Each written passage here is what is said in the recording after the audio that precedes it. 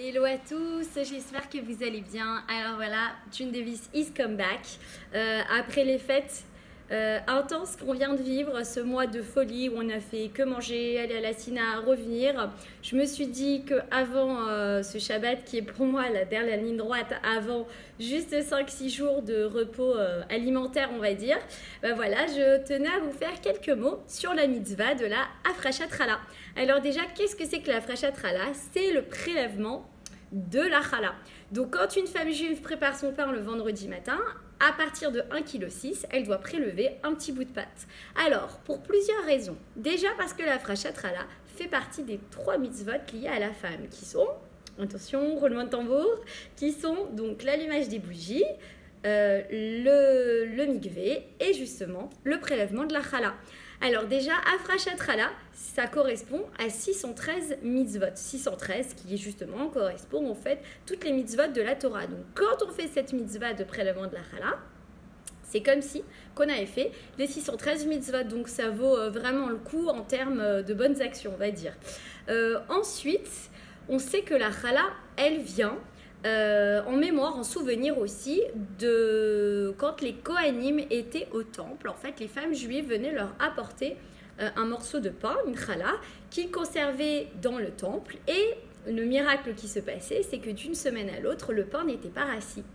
Donc il y avait ça aussi. On dit que la Hafrashat Chala est très bon pour avoir de porte chance, pour avoir un très bon accouchement sans douleur. Ça protège aussi.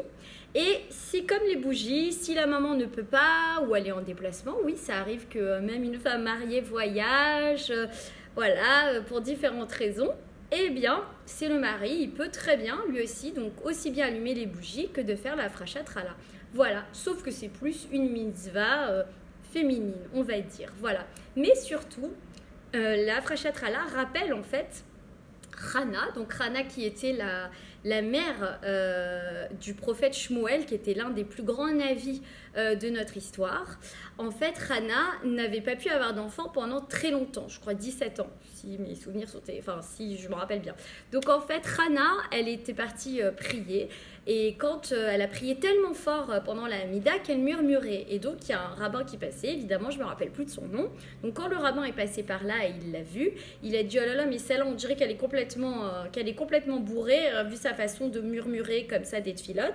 Et au final il s'est rendu compte qu'elle n'avait pas du tout bu d'alcool. C'est juste qu'elle priait tellement fort que les portes du ciel, que Hachem a entendu sa prière.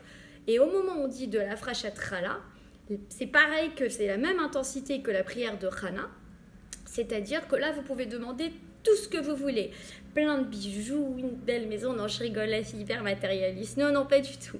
La santé, la parnassa pour vivre, voilà, la réussite scolaire pour ses enfants, la réussite pour les carrières respectives du mari et de la femme, voilà, pour que tous nos célibataires, filles comme garçons, se marient, parce que je trouve qu'il y a quand même vachement de filles célibataires, des filles top, et qui ont du mal à se marier, que toutes nos femmes divorcées et hommes divorcés se remarient, trouvent leur mazal aussi.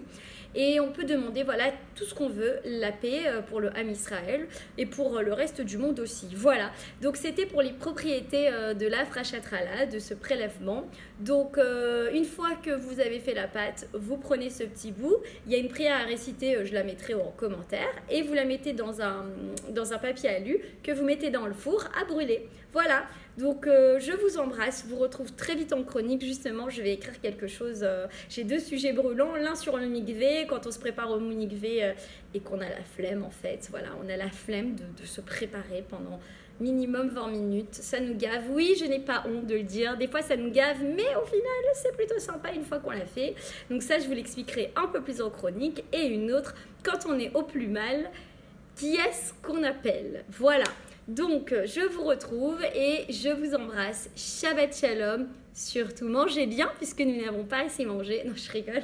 Donc voilà, énorme bisous et à très vite.